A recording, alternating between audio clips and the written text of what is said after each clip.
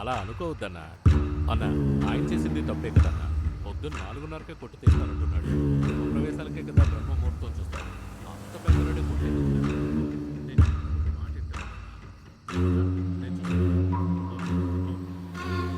మిమ్మల్ని చూస్తుంటే అబద్ధాలు చెప్పేవాళ్ళలాగా లేరు. అబద్ధం చెప్పాల్సిన అవసరమూ మీకు లేదు.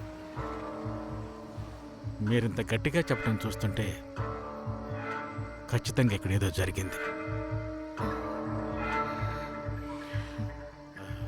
ఆ కారు నెంబర్ నోట్ చేశారా?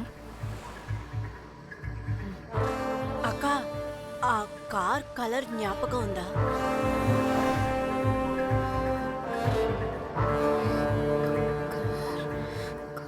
రెడ్ కలరా?